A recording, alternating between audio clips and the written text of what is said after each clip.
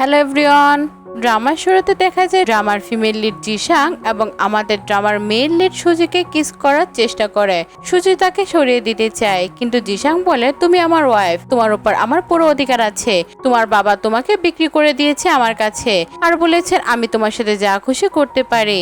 এরপর জিসাং নিজের রুম থেকে বেরিয়ে যায়। সুজি মনে মনে ভাবে আমি জানি জিসাং আমার বাবাকে কিডন্যাপ করেছে আর আমি অবশ্যই জানবো আমার বাবা কোথায় আছে। পরের দিন সুজি কিছু লোকের সাথে ড্রিঙ্ক করছিল। তার বস বলে আমরা শীঘ্রই হাসপাতালের জন্য মেডিকেল ইকুইপমেন্ট কিনবো। মিস্টার ওয়াং আমাদের খুব কম দামে সেগুলো দিবেন, তাই আজ তোমাকে ওনাদের ভালোভাবে এন্টারটেনমেন্ট করতে হবে। এরপর মিস্টার ওয়াং সুজির সঙ্গে অশালীন আচরণ করে এবং তাকে জোর করে ড্রিঙ্ক করতে বলে। সুজিও রাজি হয়ে যায়, কিন্তু কিছুক্ষণের মধ্যে সেখানে জিসাং এসে উপস্থিত হয়। সে মিস্টার ওয়াংকে বলে আপনাকে কোনো মেয়ের সঙ্গে এমন অশালীন আচরণ করা উচিত নয়। যদি আপনার ইকুইপমেন্ট বিক্রি করতে চান তবে সেটা ভদ্রভাবে করা যায়। তারপর সে হাসপাতালের ডিরেক্টরকে বলে আপনার এই লোকের কাছে থেকে ইকুইপমেন্ট কেনার দরকার নেই, আমি আপনার হাসপাতালকে অনেক বড় একটি ডোনেশন দেব। এরপর জিসাং সুজিকে নিয়ে বেরিয়ে যেতে চায়, কিন্তু মিস্টার ওয়াং বাধা দিয়ে বলে এই মেয়েটি আজ রাত আমার সাথে থাকবে, তুমি ওকে কোথায় নিয়ে যাচ্ছ? জিসাং রেগেছে এবং মিস্টার ওয়াংকে জোরে ঘুষি মারে, তারপর সুজিকে নিয়ে চলে যায়। পরের দিন জিসাং সুজিকে বলে তোমার কি দরকার ছিল ওই পুরুষের সঙ্গে ফ্ল্যাট করার? সূর্য জবাব দেয় আমি ফ্ল্যাট করিনি, আমি শুধু আমার কাজ করছিলাম। জিসাং বলে দুনিয়া না জানলেও আমি তোমার স্বামী, আমি জানি। যাই হোক না কেন আমরা স্বামী স্ত্রীর সম্পর্কে আছি, তাই তোমাকে আমি অনুমতি দিব না অন্য কোনো পুরুষের সঙ্গে ফ্ল্যাট করতে। এরপর একটা ফ্ল্যাশব্যাক দেখা যায়, কিছু লোক সুজির বাবাকে ধরে নিয়ে যাচ্ছে। বাবা সুজিকে বলে মিস্টার জিসাং প্রতিশ্রুতি দিয়েছে তিনি তোমার যত্ন নেবে এবং তোমাকে বিয়ে করবে, তাই তিনি যাই বলুক তুমি সেটাই করবে। বর্তমান দেশে সুজি চিন্তায় পড়ে যায় এবং ভাবে আমি যেভাবে হোক আমার বাবাকে খুঁজে বের করব। এরপরে দেশে সুজি বাড়ি ফিরে দেখে জিসাং বাড়ির দরজায় পাসপোর্ট বদলে ফেলেছে। তখন সুজি ছাদ থেকে লাফিয়ে জানলা দিয়ে বাড়ির ভেতরে ঢুকে। সুজি ঘরের ভেতরে ঢুকে এবং দেখে জিসাং ঘরে বসে তার জন্য অপেক্ষা করছে। তারপর জিসাং রেগে বলে তুমি এত দেরি করে ঘরে ফিরলে কেন? সুজি জবাব দেয় আমি জানি তোমার বাড়ির নিয়ম অনুযায়ী আমাকে রাত 8টার মধ্যে ঘরে ফিরতে হবে, কিন্তু আজ আমার একটু দেরি হয়ে গেছে। এখন থেকে আমি নিয়ম মেনে 8টার আগে ফিরে আসবো। পরের দিন সুজি হাসপাতালে যায়। একজন জুনিয়র ডাক্তার তাকে বলে ডাক্তার মিং 6 বছরের এক বাচ্চাকে হাসপাতাল ছেড়ে ছাড়তে চান, তিনি তার মা বাবার বিল পরিশোধ করেননি। সুজি রেখে বলো ও তো ছোট বাচ্চা, বিল না দেওয়ায় তুমি কিভাবে তাকে চিকিৎসা ছাড়া ছেড়ে দিতে পারো? ডাক্তার মিং জবাব দেয় আমরা কোনো চ্যারিটি সংস্থা চালাই না, তার মা বাবা যদি টাকা না দেয় আমরা চিকিৎসা করতে পারবো না। তখন ডাক্তার সুজি বলে আমি নিজে তার চিকিৎসা করব, প্রয়োজনে বিলটা আমিই দেব। এমন সময় এক সিনিয়র ডাক্তার আসে এবং জানায় জিসাং হাসপাতালে 10 মিলিয়ন দান করেছে। সুজি তখন বলে যেহেতু আমাদের 10 মিলিয়ন ডোনেশন পেয়েছি তাই চাই ওই বাচ্চাটি সার্জারি ফ্রি করা হোক এবং কোনো বিল দাবি না করা হোক। সিনিয়র ডাক্তাররা রাজি হয়ে যায়। কিছুক্ষণ পর জিসাং সুজিকে ফোন করে বলে আমি তোমাকে নিতে এসেছি, তাড়াতাড়ি নিচে এসো। পরের দিশে দেখা যায় সুজি জিসাং এর সঙ্গে দেখা করে। জিসাং বলে তুমি জানো আজ তোমাকে আমার মার সঙ্গে দেখা করে যাওয়ার কথা ছিল, তবু তুমি বাড়ি ফিরে আসোনি কেন? সুজি বলে আমি পুরোপুরি ভুলে গিয়েছিলাম, মনে ছিল না যে আজ তোমার মা বাবার সঙ্গে দেখা করতে হবে। তারপর তারা জিসাং এর মা বাবার বাড়িতে পৌঁছে যায়। সেখানে ডাক্তার মিং সুজিকে দেখে বলে তুমি জিসাং এর সঙ্গে কি করছো? সুজি বলে আমরা বিয়ে করেছি আর আজ আমি ওর মা বাবার সঙ্গে দেখা করতে এসেছি। এরপর সুজি ও ডাক্তার মিং রান্নাঘরে যায় রান্না করতে। তখন মিং বলে যদি তুমি ভাবো জিসাং তোমাকে ভালোবাসে তবে তুমি ভীষণ ভুল করছো। জিসাং আর আমি শৈশবের বন্ধু, সে বাধ্য হয়ে তোমাকে বিয়ে করেছে, কিন্তু একদিন না একদিন সে তোমাকে ছেড়েই দেবে। সুজি বলে সে যদি আমাকে ছেড়ে যাওয়ারই থাকতো তবে সে আমাকে কোনোদিনও বিয়ে করতো না। তখন মিং বলে তোমার বাবা এক সময় মেয়র ছিলেন এবং তিনি পরে দুর্নীতি মামলায় জড়িয়ে পড়ে আর এখন কেউ জানে না তিনি কোথায়। এই কথা শুনে সুজি রেগে যায়, একটা ছুরি তুলে মিং এর উপর আক্রমণ করতে যাচ্ছিল। ঠিক তখন জিসাং এসে পড়ে এবং সুজিকে ওখান থেকে নিয়ে যায়। তারপর জিসাং সুজিকে বকতে থাকে এবং বলে তোমার মিংকে ওভাবে আঘাত করা উচিত হয়নি। সুজি বলে আমি জানি মিং তোমার শৈশবের বন্ধু, হয়তো তুমি ওর সঙ্গে বিয়ে করতে চেয়েছিলে কিন্তু বাধ্য হয়ে আমাকে বিয়ে করেছো। তবে যদি এখনো তোমার মনে মিং এর কোনো জায়গা থেকে থাকে তবে তুমি তার সাথে বিয়ে করতে পারো। পরের দৃশ্যে দেখা যায় জিসাং সুজিকে নিয়ে বাড়ি ফিরছে। ঠিক তখনই মিং এসে বলে আমরা দুজনে ছোটবেলার বন্ধু, যদি কাউকে ভালোবাসতে হয় তবে আমাকে ভালোবাসা উচিত ছিল তোমার, তুমি সুজির সঙ্গে কিভাবে বিয়ে করতে পারলে? জিসান ঠান্ডা গলায় বলে আমি কখনো তোমার প্রতি আগ্রহ ছিলাম না এবং কোনোদিনও তোমাকে বিয়ে করতে চাইনি, এই মিথ্যা আশা তোমার কোনো পোষণ করা দরকার ছিল না। তখন সুজি এসে বলে আমাদের দেরি হয়ে যাচ্ছে, চলো বাড়ি যাই। এরপর সুজি আর জিসাং একে অপরকে কিস করে আর মিং সেটা দেখে খুবই রাগান্বিত হয়। কিছুক্ষণ পর সুজি এক বন্ধু ফোন করে দেখা করতে বলে। সুজি এক হোটেলে বন্ধুর সাথে দেখা করতে যায়, কিন্তু সেখানে মিস্টার ওয়াং তাকে পেয়ে আবারও অশালীন আচরণ করে।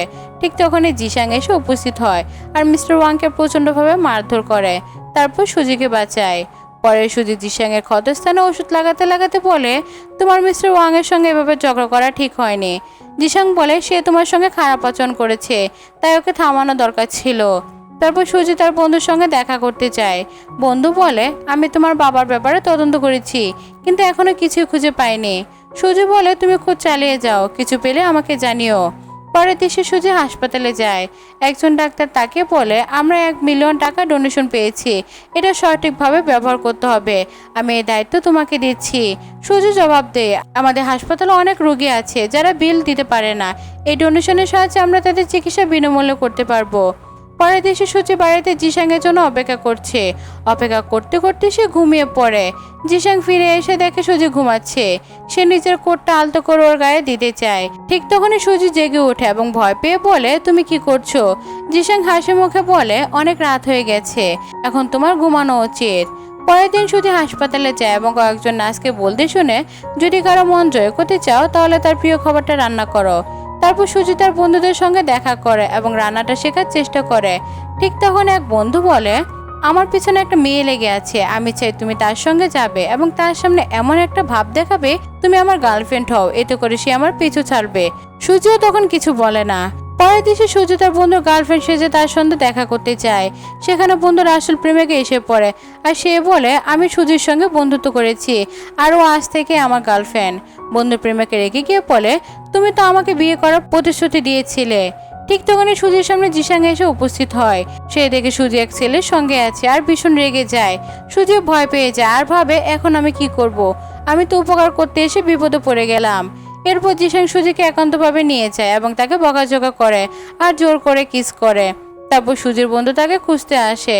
সুজির বন্ধু এসে দেখা করে আর বলে আমাকে এখনই একটা জায়গায় যেতে হবে, তুমি আগে বাড়ি ফিরে যাও। পরের দিন সুজি জিসাং এর জন্য খাবার তৈরি করে। খেতে বসে সে বলে তুমি হাসপাতালে দান করেছো, কিন্তু আমি চাই তুমি আরেকটু দান করো, অনেক রোগী আছে যাদের চিকিৎসা আমাদের ফ্রি করতে হবে। জিসাং বলে ঠিক আছে, আমি কালই 5 মিলিয়ন দান করে দেব। তারপর সে বলে কাল তোমাকে আমার একজনের সঙ্গে দেখা করতে যেতে হবে, সে আমার বাবার পুরনো বন্ধু, সম্ভবত সে জানে তোমার বাবা কোথায় আছে। এরপর সুজি রান্নাঘর পরিষ্কার করতে যায়, কিন্তু জিসাং বলে কাল মেয়াদ এসে পরিষ্কার করে দেবে, তোমার এসব করার কোনো দরকার নেই। পরের দিন সুজি এবং জিসাং সুজির আঙ্কেল চ্যানের সঙ্গে দেখা করতে যায়। রাস্তায় সুজির স্বপ্নে তার বাবাকে দেখে ভয় পেয়ে জেগে ওঠে। জিসাং বলে চিন্তা করো না, খুব তাড়াতাড়ি তোমার বাবাকে আমরা খুঁজে বের করব। পরের দিনে তারা আঙ্কেল চ্যাং এর কাছে পৌঁছে যায়। সুজি তার বাবার খবর জানতে চায়। আঙ্কেল চ্যাং বলে অনেক বছর ধরে তোমার বাবার সঙ্গে আমার কোনো যোগাযোগ নেই। ঠিক তখনই সুজির বোন লিনা সেখানে আসে। লিনা আঙ্কেল চ্যাং এর পাশে বসে গল্প করতে থাকে। এতে সুজি রেগে গিয়ে বাইরে বেরিয়ে যায়। বাইরে এসে জিসান জিজ্ঞাসা করে লিনা কি তোমার আসল বোন? সুজি বলে না, লিনা আমার বোন নয়, তার মা আমার বাবার পিছু নিয়েছিলেন। লিনা যখন 12 বছর বয়স ছিল তখন সে আমাদের বাড়িতে এসে থাকতে শুরু করে আর তখন থেকে সে আমার বোন বলে ডাকে, কিন্তু আমি জানি অন্তরে সে আমাকে খুব ঘৃণা করে।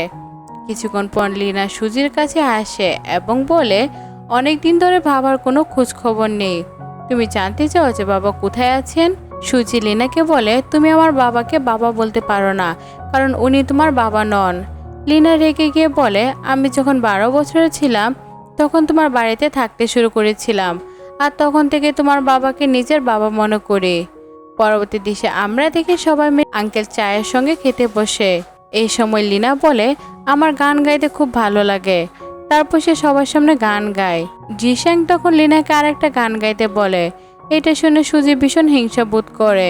সে জিসাংকে বলে যদি তার গান এতই ভালো লাগে তাহলে তুমি তাকে বিয়ে কেন করে ফেলো না। এরপর লিনা গান শেষ করে আর আঙ্কেল চাং বলে আমার বেশ ঘুম পাচ্ছে। তারপর তিনি ঘুমাতে চলে যান।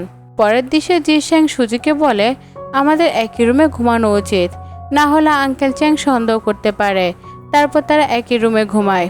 জিসাং বিছানায় বিশ্রাম নিচ্ছিল আর সুজি সোফায় ঘুমাতে যায়। সে সোফাটা নিজের দিকে টানতে গিয়ে কোমরে ব্যথা পায়। তখন জিশাং তাকে তুলে বিছানায় নিয়ে আসে, কোমরে মালিশ করে এবং ব্যথা কমিয়ে দেয়।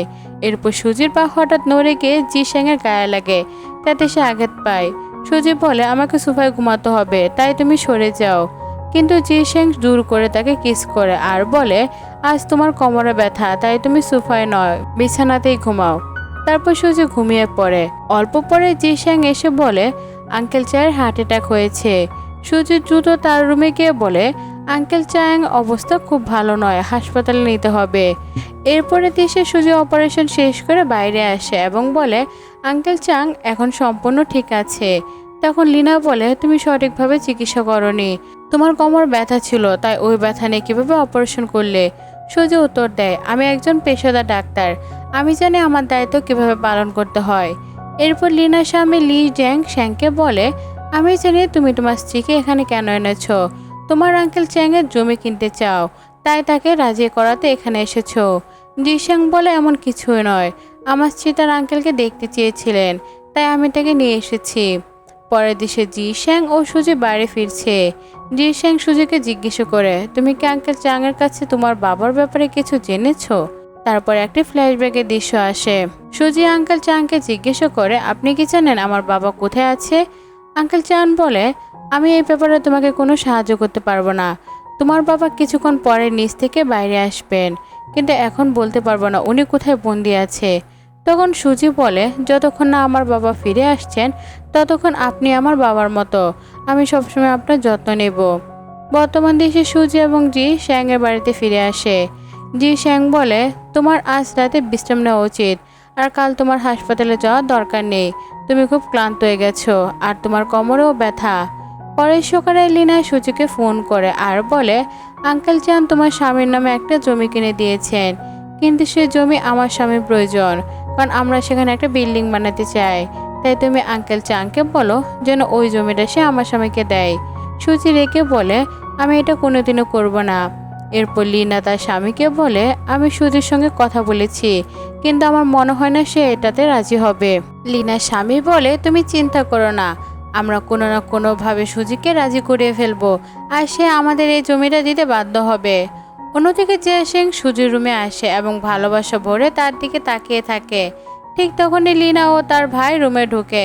লিনা বলে, তোমার জানা উচিত তুমি এখন অন্য বাড়িতে আছো, তাই তোমার স্বামীর সাথে এভাবে প্রকাশ্যে রোমান্স করা একদমই ঠিক না। সুজি উত্তর দেয়, আমি এবং আমার স্বামী একে অপরকে এত ভালোবাসি যে আমরা একে অপরের থেকে দূরে থাকতে পারি না। জিশ্যাংও বলে, আমি আমার স্ত্রীকে খুব ভালোবাসি, তাই আমি সারাদিন ওর সঙ্গে থাকি। তারপর লিনা ও তার ভাই রুম থেকে বেরিয়ে যায়। জিশ্যাং সুজিকে বলে, আজ আমি তোমার জন্য এক ম্যাসাজ পার্লারে ম্যাসাজ সেশন বুক করেছি, তুমি এটা করলে তোমার কোমর ব্যথা ঠিক হয়ে যাবে। পরের দিশে সুজি তার এক বন্ধুর সাথে কথা বলছে। কথার মাঝে সে বন্ধুকে বলে ফেলে যে জিশ্যাংকে বিয়ে করেছে। বন্ধু বলে, কাল আমি তোমাকে জিশ্যাংয়ের সঙ্গে দেখেছি, কিন্তু তোমাদের মধ্যে তো তেমন ভালোবাসা দেখিনি, যদি চাও আমি তোমাকে সাহায্য করতে পারি। এর কিছুক্ষণ পর সুজির সে বন্ধু জিশ্যাংকে ফোন করে বলে, তুমি আমার বন্ধুকে বিয়ে করেছো, কিন্তু তুমি তো ওর সঙ্গে খুব খারাপ আচরণ করছো, আমি চাই তুমি আমার বন্ধুকে ভালোভাবে ট্রিট করো। জিশ্যাং এটা শুনে রেগে যায় এবং তার ড্রাইভারকে বলে, আমার স্ত্রীর বন্ধু আমাকে ফোন করে কেন বলেছে যে আমি আমার স্ত্রীকে ভালোবাসি না। ড্রাইভার তখন বলে, এমনও হতে পারে সুজির বন্ধু আসলে তাকে ভালোবাসে, আর এখন সে হিংসা করছে কারণ সুজি অন্য কাউকে বিয়ে করেছে। পরের দিশে সুজির বন্ধু রাতে তার জন্য খাবার নিয়ে আসে। সুজি হাসি দিয়ে বলে, আমার তো খুব খিদে পেয়েছিল, ভালো হয়েছে তুমি খাবার নিয়ে এসেছো। কিন্তু কিছুক্ষণ পরে খবর আসে যে বাইরে এক গুরুতর রোগী এসেছে, যার চিকিৎসা তাকে করতেই হবে। সুজি দ্রুত বাইরে যায় আর দেখে জিশ্যাং তার এক বান্ধবীকে নিয়ে হাসপাতালে এসেছে। সুজি সে মেয়েটির চিকিৎসা করে, তারপর বলে, তোমার বান্ধবীর অবস্থা খুব খারাপ, তার হার্টে সমস্যা আছে, রক্ত ঠিকভাবে হৃদয়ের দিকে যাচ্ছে না। এরপর সে বলে, আর সে তো প্রেগনেন্ট। এটা শুনে জিশ্যাং স্তব্ধ হয়ে যায়। সুজি ভুল বুঝে নেয়, হয়তো সেই শিশুর বাবা জিশ্যাংই। রাগে এবং কষ্টে সুজি বলে, আমি তোমার সঙ্গে ডিভোর্স নিতে চাই, কিন্তু তার আগে তুমি যেন আমাকে আমার বাবার সঙ্গে দেখা করাও। জিশ্যাং তখন বিস্মিত হয়ে যায়। সে বলে, ঠিক আছে, যদি তুমি ডিভোর্স চাও তাহলে আমি দিতে রাজি। এরপর দিশে লিনা সুজির সঙ্গে আসে এবং একটি চেক দেয়। সে বলে, যদি তুমি আমাকে স্বামীর আঙ্কেল চ্যাংয়ের জমিটা পাইয়ে দিতে পারো তাহলে আমরা তোমাকে অনেক টাকা দেব। আমার স্বামী বলেছে যদি তুমি রাজি হও আমরা তোমাকে আরও টাকা দিতে পারি। কিন্তু সুজি কঠিনভাবে বলে, আমি এমন কোনো কাজ করব না। তখন লিনা হুমকি দিয়ে বলে, তুমি আমার স্বামীকে চেনো না, যদি তার কথা না মানো সে তোমাকে মেরেও ফেলতে পারে। সুজি ভয় না পেয়ে বলে, এখন এখান থেকে চলে যাও, আর না হলে আমি পুলিশ ডাকবো। পরের দিশে সুজি লুকিয়ে জিশ্যাংয়ের কথা শুনছে। জিশ্যাং হঠাৎ বাইরে এসে বলে, কারো কথা গোপনে শোনা একদমই উচিত না। তারপর সে বলে, তোমার ভুল ধারণা হচ্ছে। আমার বান্ধবী প্রেগনেন্ট ঠিকই, কিন্তু আমার তার সঙ্গে কোনো সম্পর্ক নেই, সে শুধু আমার বন্ধু। জিশ্যাং প্রতিশ্রুতি দেয়, আগামীকাল আমি তোমাকে তোমার বাবার সঙ্গে দেখা করাবো। এই কথা শুনে সুজি খুবই খুশি হয় এবং মনে মনে ভাবে, কিন্তু জিশ্যাংটা আসলে ততটা খারাপ নয় যতটা আমি ভাবতাম। পরের দিন সুজি জেলে তার বাবার সঙ্গে দেখা করতে যায়। সে বলে, আপনি কোথায় চলে গিয়েছিলেন? সুজির বাবা বলে, আমি তোমাকে বলতে পারবো না আমি কোন অপরাধে এখানে এসেছি। আমাকে জেলে শাস্তি দেওয়া হয়েছে, কিন্তু আমি তোমাকে এই ভরসা দিতে পারি যে আমি কোনো ভুল কাজ করিনি। আমি খুব শীঘ্রই আবার বাইরে চলে আসব। তারপর সে বলে, আমি জানি জিশান খুব ভালো ছেলে আর সে তোমার যত্ন নেবে। অল্প কিছুক্ষণ পর একজন অফিসার আসে আর সুজির বাবাকে নিয়ে যায়। সুজি কাঁদতে থাকে এবং বাবাকে থামানোর চেষ্টা করে। পরের দিন সুজি ওয়াশরুমে গিয়ে শাওয়ার নেয় আর কিছুক্ষণ পরে সে জ্ঞান হারিয়ে পড়ে যায়। তারপর দেখা যায় জিশান তার বন্ধুদের সঙ্গে পার্টি করছে, কিন্তু কিছুক্ষণের মধ্যে সে বাইরে ফিরে আসে এবং দেখে যে সুজি শাওয়ারে অজ্ঞান হয়ে পড়ে আছে। সে ডাক্তার ডাকে আর ডাক্তার বলে যে সুজি প্রচণ্ড মানসিক চাপের কারণে অজ্ঞান হয়ে গিয়েছিল, তবে সে খুব শীঘ্রই ভালো হয়ে যাবে। এরপর জিশান সারা রাত সুজির যত্ন নেয়। সকালে সুজির চোখ খোলার পর সে দেখে জিশান তার খুব কাছাকাছি এসে গেছে। সুজির মনে হয় জিশান হয়তো গত রাতে তার সঙ্গে ভুল কিছু করেছে। সে রাগে বলে, আমার পারমিশন ছাড়া তুমি আমাকে টাচ কিভাবে করতে পারো? জিশান তাকে বুঝায়, আমি কিছুই করিনি, তুমি খুব অসুস্থ হয়ে পড়েছিলে, তাই আমি তোমার খেয়াল রাখছিলাম। এরপর সুজি তার বন্ধুকে ফোন করে ডাকে। পরের দিন বন্ধু আসে আর সুজি বলে, আমার কিছু সময়ের জন্য তোমার মোটর বাইকটা দরকার। অল্প কিছুক্ষণ পর সুজি সে বাইক নিয়ে দ্রুত রাস্তায় বেরিয়ে পড়ে। পথে জিশান এবং তার বন্ধু দেখে যে সুজি মোটর বাইক চালাচ্ছে। জিশান বুঝে যায় যে সুজি তার অনুমতি ছাড়া রাতে বাইক চালাচ্ছে। তারপর সুজি বন্ধুদের সাথে ড্রিঙ্ক করে এবং নেশায় পড়ে যায়। ঠিক তখনই জিশান সেখানে আসে এবং তাকে বাড়ি নিয়ে যায়। পরের দিন সুজি জিশানকে নিজের সঙ্গে থাকার কথা বলে এবং সঙ্গে তারা রোমান্টিকভাবে কথা বলতে শুরু করে। পরের সকালে সুজি বিড়ালটি বাড়িতে ডেলিভারি হয়, কিন্তু সে যখন ফোনে বন্ধুর সাথে কথা বলছে তখন বিড়ালটি কোথায় হারিয়ে যায়। সুজি পুরো বাড়ি ঘুরে বিড়াল খুঁজে এবং শেষে জিশানের ঘরে যায়। ঠিক তখনই জিশান শাওয়ার থেকে বেরিয়ে আসে আর সুজি তাকে জামা ছাড়া দেখা অবস্থায় একদম লজ্জা পেয়ে যায়। জিশান বলে, আমার অনুমতি ছাড়া তুমি আমার ঘরে কেন এলে? সুজি পরে, আমি আমার বিড়ালটা খুঁজতে এখানে এসেছিলাম। তারপর সুজি সেখান থেকে চলে যায়। এরপর জিশান বিড়ালটা খুঁজে পায়, সেটা বিছানার নিচে লুকিয়েছিল। পরের দিন সুজি বাইরে ফিরে আসে আর সে দেখে জিশার কুকুরটি সুজির বিড়ালটাকে ধরে রেখেছিল। আর তখন সুজি রেগে গিয়ে বিড়ালটিকে নিয়ে বাইরে থেকে বেরিয়ে যায়। সে জিশকে বলে, যদি তুমি না চাও আমি বিড়াল না রাখি তাহলে এমন বন্য কুকুর এখানে কেন এনেছিলে? তুমি জানো তোমার কুকুর আমার বিড়ালকে আঘাত করতে যাচ্ছিল। এই কথা বলে সে নিজের বিড়াল নিয়ে চলে যায়। তো বন্ধুরা, কারা কারা বিড়াল প্রেমী আছো কমেন্টে অবশ্যই জানাবে। আমার তো বিড়াল খুবই ভালো লাগে, আর কার কার কুকুর ভালো লাগে সেটাও কিন্তু কমেন্টে জানাবে। পরের দিন সুজি বিড়ালটিকে চিকিৎসার জন্য ডাক্তারের কাছে নিয়ে যায়।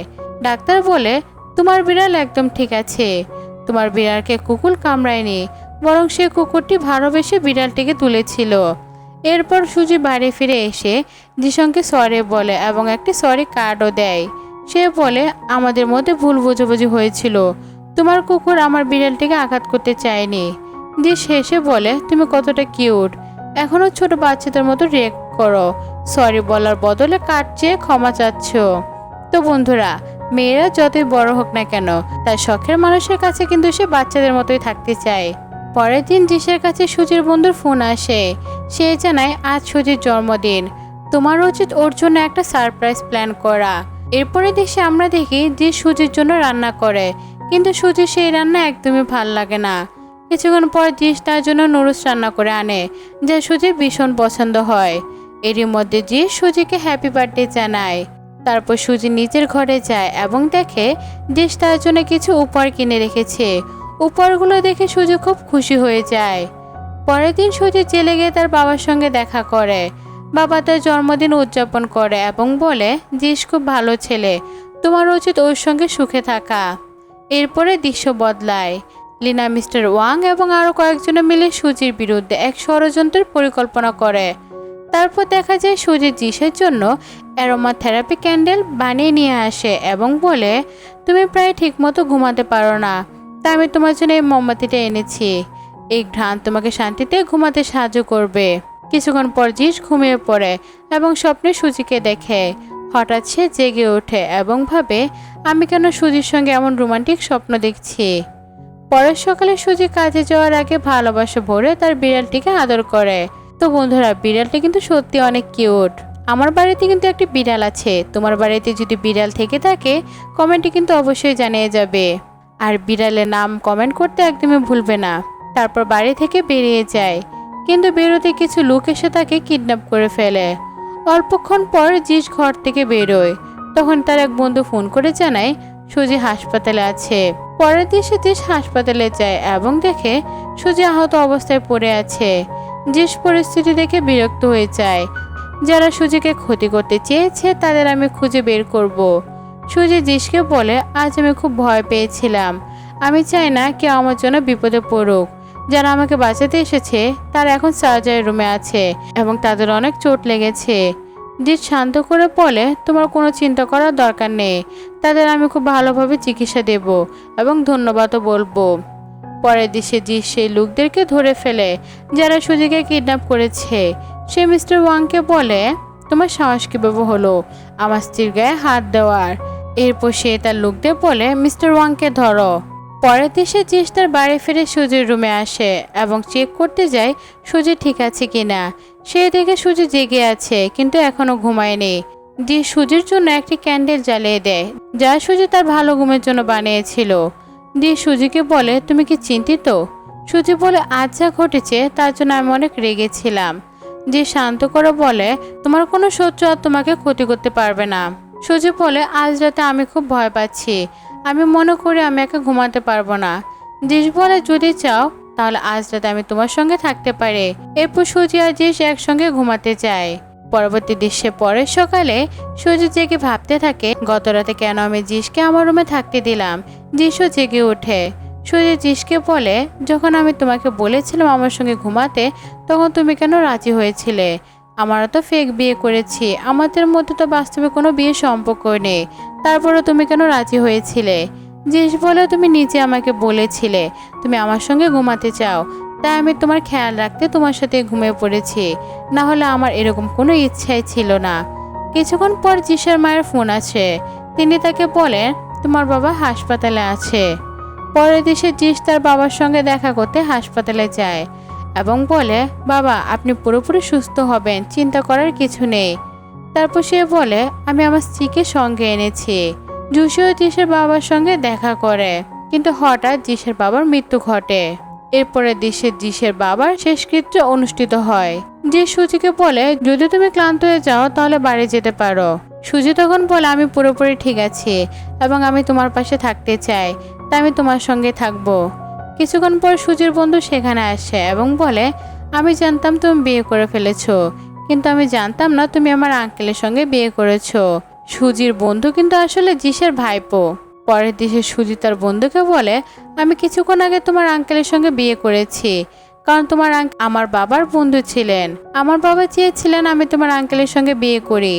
সুজির বন্ধু বলে, আমি জানতাম না তুমি আমার আঙ্কেলের স্ত্রী, তাই আমি সবসময় তোমার সঙ্গে বন্ধুর মতো আচরণ করেছি। যদি আমি জানতাম তুমি আমার আঙ্কেলের ওয়াইফ হবে, আমি তোমার সাথে আরও শ্রদ্ধার সাথে আচরণ করতাম।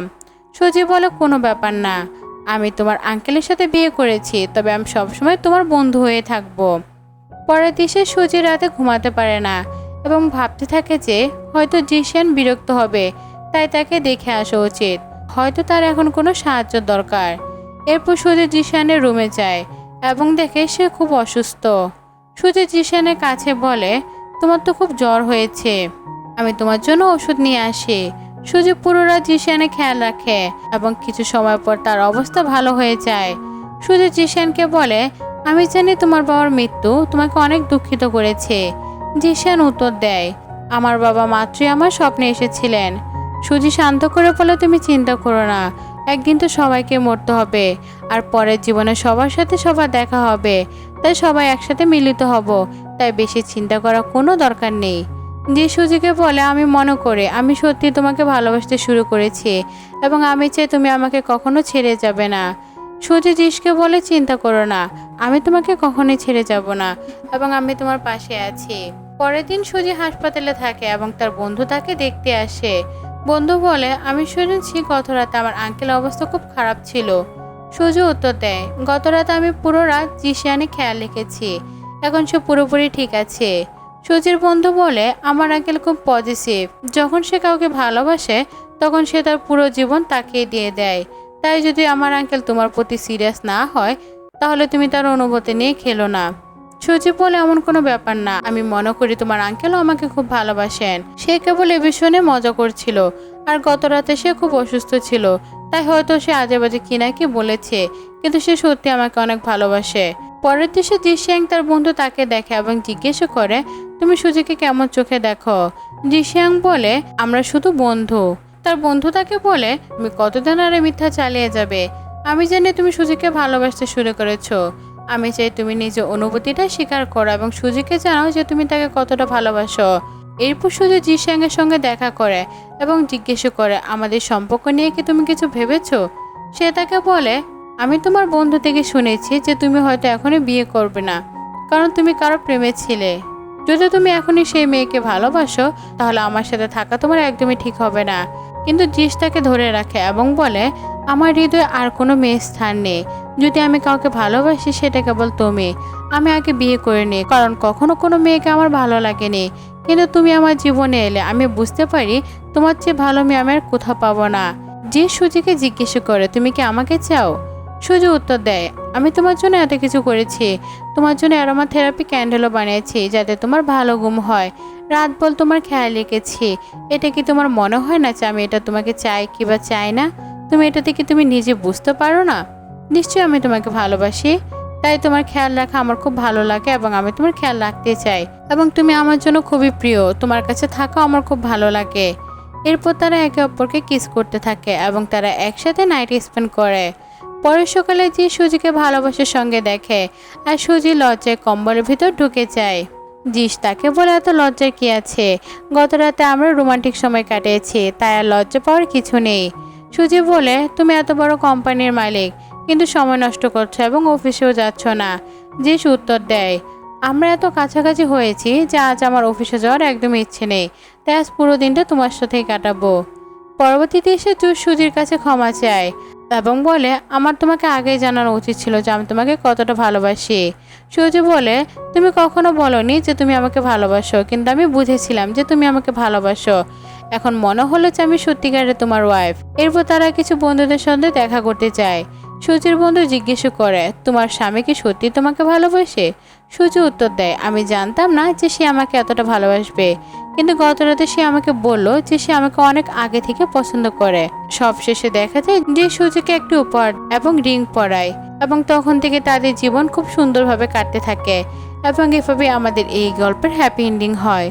তো বন্ধুরা, আজকের এই ছোট গল্পটি তোমাদের কেমন লেগেছে অবশ্যই কমেন্ট করে জানাও। আর পাশে যে ভিডিওটি দেখছো এটি আমার খুব পছন্দের, তোমরা চাইলে দেখে আসতে পারো। আজকের মতো এখানেই বিদায় নিচ্ছি, পরবর্তী ভিডিও আসা পর্যন্ত অপেক্ষা করো। আর যারা আমার চ্যানেলে নতুন আছো তারা আমার চ্যানেলটি সাবস্ক্রাইব করতে একদমই ভুলবে না। Thanks for watching.